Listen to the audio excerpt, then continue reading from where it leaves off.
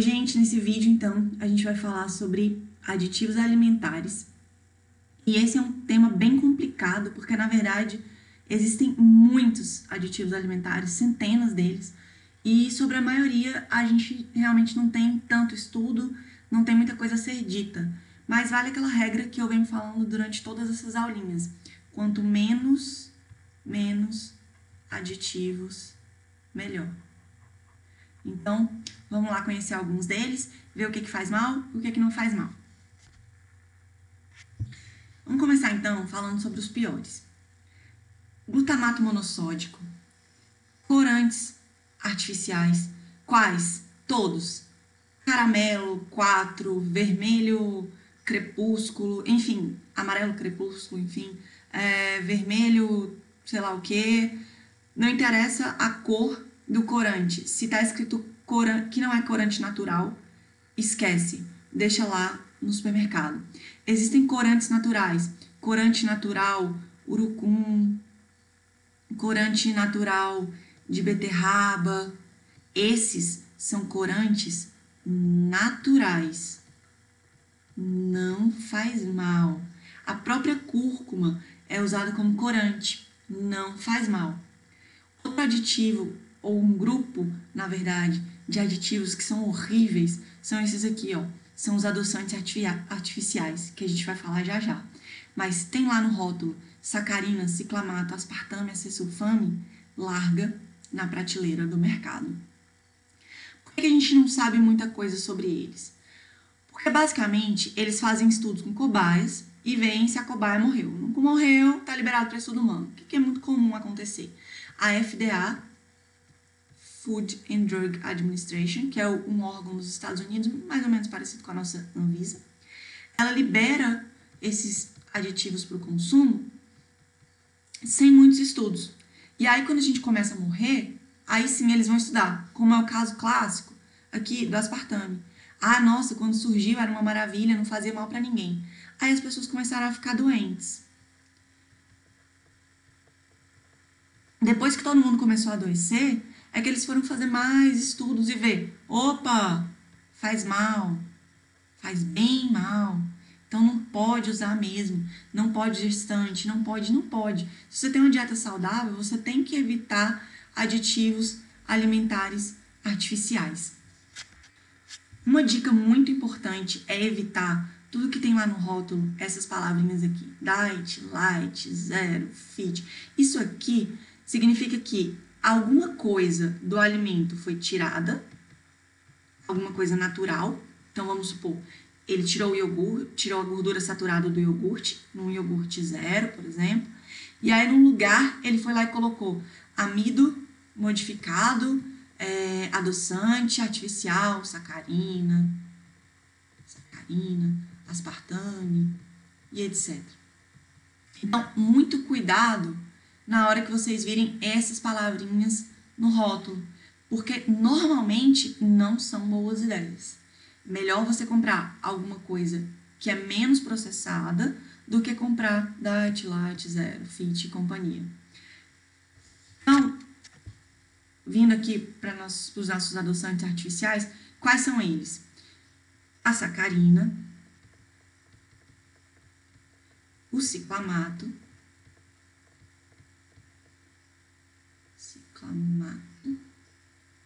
aspartame, acesulfame e a mais recente, sucralose. Ué, sucralose não é adoçante natural? Não, são adoçantes artificiais. A sucralose, ela está naquele grupo que ainda não foi tão estudado, mas já tem alguns estudos mostrando que ela não é uma boa ideia, ou pelo menos ela não é 100% isenta de efeitos na saúde, como eles publicaram quando ela foi liberada para consumo. Então, o ideal é evitar mesmo consumir esse tipo de aditivo alimentar. O que acontece quando a pessoa come um adoçante artificial? Alguns estudos mostraram que as pessoas que consumiam muito adoçante artificial, elas começaram a engordar. Não é estranho pensar que se a pessoa consome alguma coisa sem caloria, ela pode engordar? É meio contraditório, né? Ainda não está completamente explicado ou elucidado o mecanismo que faz com que a pessoa engorde ao consumir adoçantes artificiais, mas alguns mecanismos são suspeitos pelos pesquisadores. Quando eles suspeitam, né, que o adoçante artificial aumenta o apetite, isso aqui, o aspartame é campeão. Quem nunca sentiu aquela sensação de que comeu mais porque tomou uma Coca-Cola zero? Se não tivesse tomado a Coca-Cola zero, teria comido menos, né? Altera a forma como a gordura é estocada, faz você ter mais vontade de comer doces, isso necessariamente vai fazer você engordar, previne a sensação de saciedade, que é justamente o que o refrigerante zero é campeão em fazer, te mantém com fome, porque você não ingeriu caloria nenhuma, e interfere na leptina, que é o hormônio da saciedade. O que um estudo mostrou é que mulheres que consumiam, esse estudo acompanhou mulheres por 30 anos, tem um outro que acompanhou idosos por 9,4 anos, e todos esses viram que quanto maior o consumo de refrigerante zero, ou seja, diet soda, como está escrito no estudo, maior a obesidade abdominal. Vamos supor que você, no meio da tarde, tá com aquela fome, vai lá e toma um refrigerante zero. Você ingeriu 0 calorias, certo? Só que seu cérebro sentiu o sabor doce, mas não recebeu açúcar. Sem açúcar. Cadê a insulina? Não teve liberação de insulina, não teve glicose na corrente sanguínea. O que o seu cérebro vai fazer? Vai dizer para você: come. Come, porque eu senti sabor doce e não recebi glicose. Esse é um dos possíveis mecanismos que fazem com que esses caras aqui, ó, aumentem a chance de obesidade. Outro problema é efeitos colaterais, especialmente esse cidadão aqui, ó, o aspartame. Ele está relacionado a, vamos pra cá, aqui, enxaqueca. É muito comum ver as pessoas relatando que tiveram dores de cabeça depois de consumir bebida zero caloria ou produtos diet adoçados com aspartame, boca seca.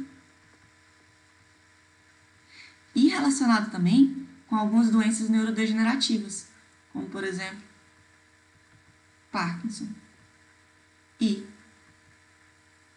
Alzheimer. Vale a pena consumir essas porcarias? Não, não vale. Porém, quando a gente fala de adoçantes naturais, não foi encontrada essa mesma relação entre ganho de peso que foi encontrado com os adoçantes artificiais. A estévia, que é essa plantinha aqui, ó, inclusive tem estudos que mostram que ela ajuda no controle glicêmico. Ou seja, tem até propriedades terapêuticas. Pode ser consumida por todo mundo, por crianças, por gestantes, idosos, qualquer grupo, qualquer pessoa, todo mundo. A estévia é liberada. E já tem uma quantidade boa de estudos com ela. O outro grupo de adoçantes naturais são os polióis. Eles são encontrados naturalmente em alguns alimentos e em alguns materiais vegetais, por exemplo, casca de árvore. Os polióis são vários. O manitol, aquele mesmo que toma antes de fazer preparo para a colonoscopia. O xilitol, sorbitol, eritritol, e tem outros. São esses ol, por isso que são os polióis, um poliol, um álcool. Faz mal? Não faz mal. Esse adoçante aqui, ó, é uma combinação de adoçantes naturais. Ele tem um adoçante, inclusive, natural, que é uma proteína, chamada talmatina. Também é seguro para o consumo. Mas qual é o ideal? O ideal é a gente adoçar cada vez menos, acostumar nosso paladar cada vez mais com o sabor natural dos alimentos. E não sempre esse sabor artificial. Dentro dos polióis, todos eles têm efeito laxativo. Como assim? Eles podem causar gases, diarreia, se consumir demais. Se vocês olharem o rótulo dos produtos adoçados com esses adoçantes, vai ter assim: atenção, cuidado, pode ter efeito laxativo. Tem uma exceção, esse cara aqui, ó. O eritritol não causa efeito laxativo. Não laxativo. É o único poliol que não tem esse efeito. Por isso eu considero ele o melhor poliol.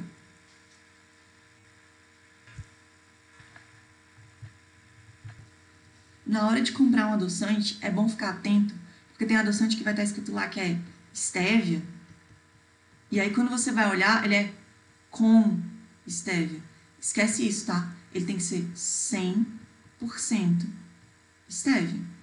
Então, vale a regra do que a gente vai aprender melhor agora. Sempre leia os rótulos. Os rótulos, eles têm duas partes. A primeira delas é essa aqui, que está na imagem, que é a informação nutricional. E a segunda é a lista de ingredientes. Tanto um quanto o outro são importantíssimos. Qual é mais importante? Esse. A lista de ingredientes, por lei, ela vem em ordem decrescente de quantidade em gramas. Como os aditivos alimentares eles estão presentes em quantidade muito pequena, é comum que eles apareçam lá no final da lista de ingredientes. Isso não significa que eles estejam em pequena quantidade. Isso significa que, de acordo com o peso do produto em geral, eles estão em pequena quantidade. Então, se eu tenho, por exemplo, uma mistura para bolo,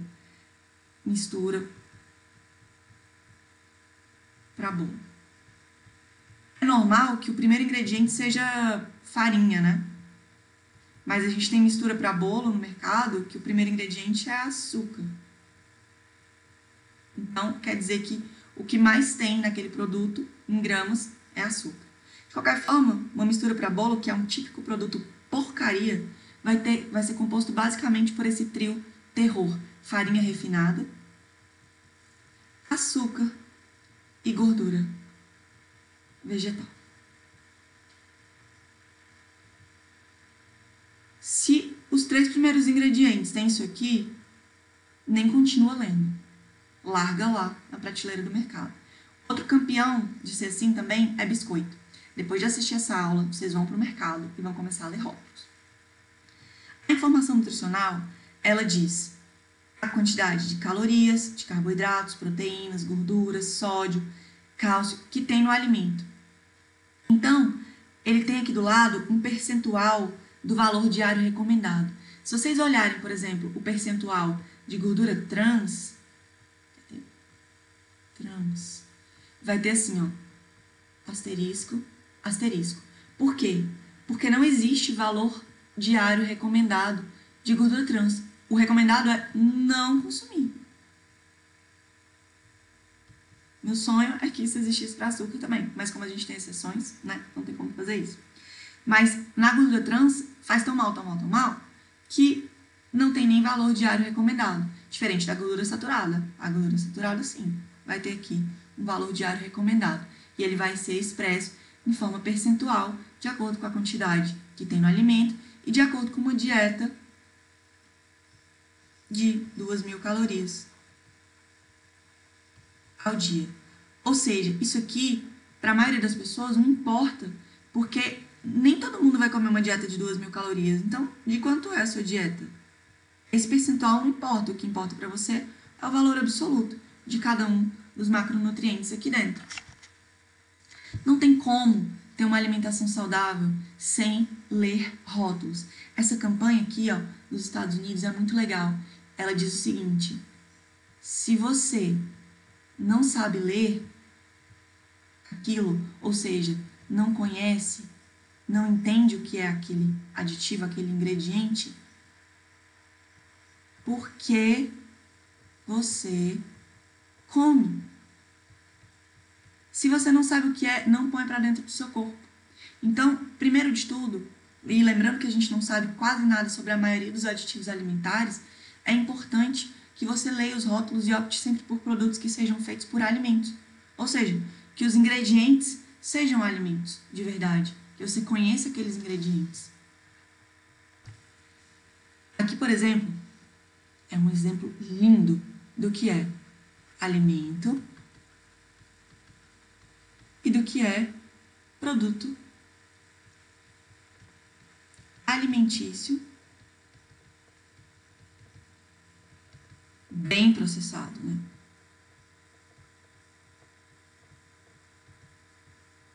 Faz bem pro seu coração? Cuida do seu coração? De jeito nenhum, né?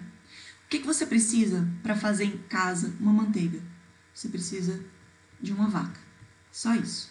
Você vai ordenhar a vaca, vai pegar o leite, vai tirar a gordura do leite, ou seja, creme de leite, ok? Desde agora você já sabe. Creme de leite é a nata, a gordura do leite. E você vai bater esse creme de leite. Como? Do jeito que você quiser. Na mão, na batedeira. Se comprar creme de leite fresco e bater na batedeira, ele vai virar manteiga em algum momento. Bate. E vai virar o quê? Manteiga. É só isso? É só isso. E se a manteiga tiver sal? Aí vai ter cloreto de sódio. Ou sal. Nos ingredientes. Ela pode ter um corante natural urucum, por exemplo, para ficar mais laranjadinho? Pode, sem problema nenhum. Mas isso aqui é comida? É. E se você sabe o que é? Sabe. E esse negócio aqui? Dá uma olhada na quantidade de coisa que tem aqui. Siglas que a gente não sabe nem o que são. TBHQ, BHT, EDTA, enfim, larga na prateleira. Isso aqui, ó, não é comida, não. Mesma coisa aqui. Tem gente que fala, eu parei de tomar a Coca-Cola e agora eu tomo H2O, Aquários. O que é isso aqui? É um refrigerante igualzinho, sem o corante caramelo 4. Que faz mal pra caramba, mas o fato dele não ter o corante caramelo 4 não muda nada, porque olha só a quantidade de porcaria que ele tem. Então, lembrando, além de ter esse monte de porcaria, ainda é adoçado com adoçante artificial. E qual é a diferença desse aqui? O que é água com gás? Água. O que é limão? Limão. Se você misturar os dois, você tem uma água com limão de verdade, saudável. Saudável. Pra caramba. Água com gás faz mal? Não. Faz mal para quem tem doença do refluxo gastroesofágico, não é bom. Gastrite. Um volume estomacal reduzido, menor volume gástrico. Por exemplo, por causa de uma bariátrica. Isso pode dar um certo desconforto nessas pessoas. O gás, aquela volta, aquela abertura da válvula que o gás causa no estômago, aquela pressão. Então, nesses casos, é melhor evitar. Nos demais casos, sem problema nenhum. Eu peguei algumas imagens do documentário Muito Além do Peso. Lembra que vocês têm que assistir? Espero que nesse momento já tenham assistido esse documentário aqui, ó. Muito Além do Peso. Tá no YouTube. Basta digitar lá que vocês vão encontrar. Então, essa informação aqui, ó, ela tá no rótulo. Olha só, fonte, rótulo do produto. Se eu pego um pacote de biscoito desse, que é muito comum ver criança comendo um pacote desse, tem 30 gramas de gordura e 50 gramas só de açúcar. Pensa numa quantidade absurda. 30 gramas de gordura são 6 ovos. Só que 6 ovos tem nutriente, né? Aqui é 30 gramas de gordura hidrogenada, ou seja, gordura trans, ou alguma outra gordura vegetal de péssima qualidade. Valor nutricional disso aqui, baixíssimo, baixo valor nutricional. É uma porcaria de caloria vazia, embora seja suplementado com vitamina. E daí? A gente precisa de vitamina de suplemento ou de alimento? Isso aqui não é alimento. Isso é produto alimentício altamente processado, industrializado. Se vocês forem olhar os ingredientes, com certeza vai ser farinha refinada, açúcar, gordura, aquele trio parado duro. Outras imagens que eu peguei desse mesmo documentário são de mucilon, coisa que as pessoas adoram, né? Dá para as criancinhas, coitadas. Açúcar puro, farinha láctea, açúcar puro, Neston, açúcar puro. Gente, quando vocês andarem nas prateleiras do mercado, vocês vão ver que a maioria dos produtos é composto basicamente por açúcar. Olha o que tem numa Fanta Uva. Olha bem para isso aqui. Tem 270 gramas de açúcares. Olha um suco Del Valle, 145 gramas é açúcar pra caramba. E a pessoa toma um copo desse aqui, vira lá o copinho dela, não sabe nem o que tá tomando, só coloca o canudinho lá, um suquinho de uva e manda pra dentro numa porção, tranquilamente 60 gramas de açúcar puro, sem fibra, sem nutriente nenhum, baixo valor nutricional, causar um pico de insulina, hiperglicemia, né? E vai fazer o quê? Ganhar gordura e prejudicar o quê? Saúde. Saúde, comendo essas coisas, vai para as cucuias. Então, tem que sempre ler os ingredientes. Sempre procurar lá na lista de ingredientes, da informação nutricional, na verdade, se o alimento tem fibras. Alimento zero fibra, que tem algum tipo de cereal, por exemplo, Neston, vai ter uma quantidade muito pequena de fibra. Isso aqui vai ter uma quantidade muito pequena de fibra. O que tem que ser zero fibra? Zero fibra tem que ser carne, claro, que não tem fibra, uma manteiga, que é só gordura, né? Leite. Esses alimentos são zero fibra mesmo, não precisa ter fibra. Na natureza eles não têm fibra. Mas se você vê algo derivado de um cereal, com algum tipo de farinha, sem fibra, é porque foi completamente refinado. Então, esquece a farinha refinada.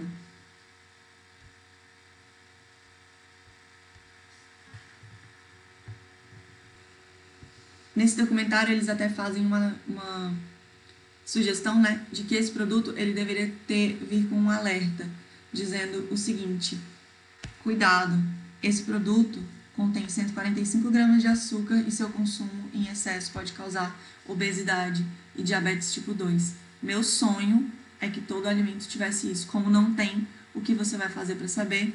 Vai ler os rótulos. Pelo amor de Deus, não leve mais nenhum alimento industrializado para casa sem ler antes os ingredientes e a informação nutricional.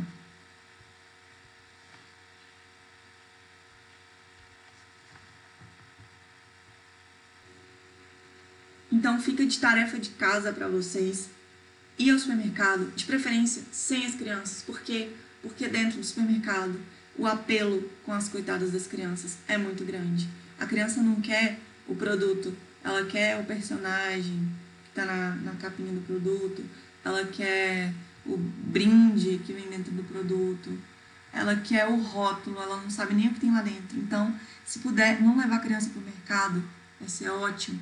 Criança tem que ir para a feira, tem que conhecer os alimentos, tem que saber o que é uma beterraba, tem que saber o que é um nabo, tem que saber o que é um maxixe, tem que saber o que é uma batata doce. Criança não tem que saber o que é bolinho Ana Maria, Danete, Danoninho, essas coisas não.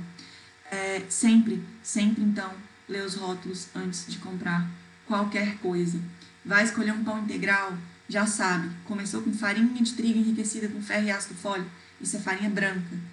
Pão integral de verdade tem o primeiro ingrediente, farinha integral. E de preferência, não tem farinha refinada lá dentro. Qual é a melhor ideia para o pão integral? Faça o seu. Por que no pão integral tem açúcar na composição. É bom explicar isso aqui. Quando a gente usa o fermento, a levedura, para o pão crescer, coloca uma colherinha de açúcar.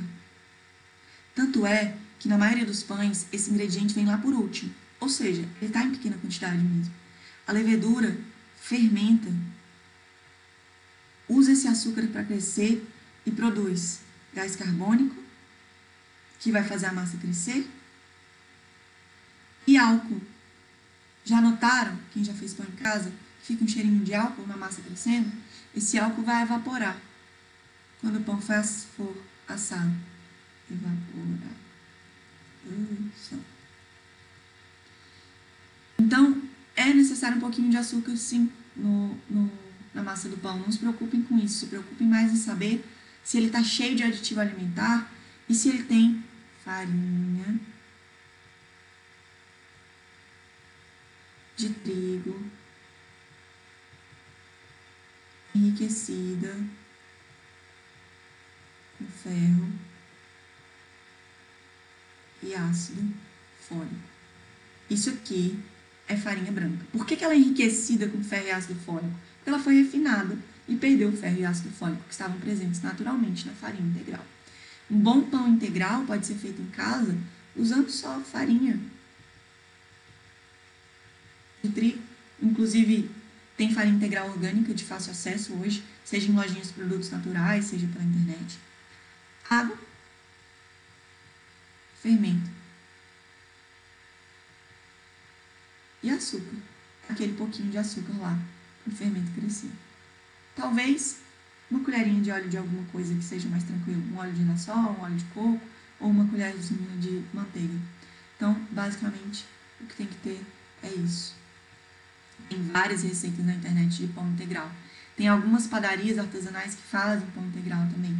Então, arrisquem-se a cozinhar. O pão, ele pode ser congelado.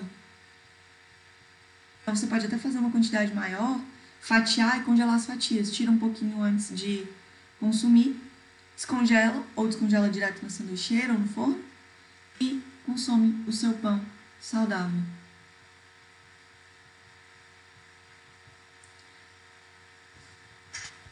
No próximo vídeo, então, a gente vai falar sobre doenças. É importante que vocês conheçam algumas patologias, tanto para saber o que tem dietoterapia específica ou não, porque hoje em dia está na moda curar tudo com dieta, né? E não é bem assim. E para entender também a fisiopatologia de alguma delas. Até para entender melhor o tratamento, no caso de quem tiver algumas das doenças que a gente vai conversar. Então, até o próximo vídeo. Espero que tenham gostado e bora pro supermercado ler rótulo.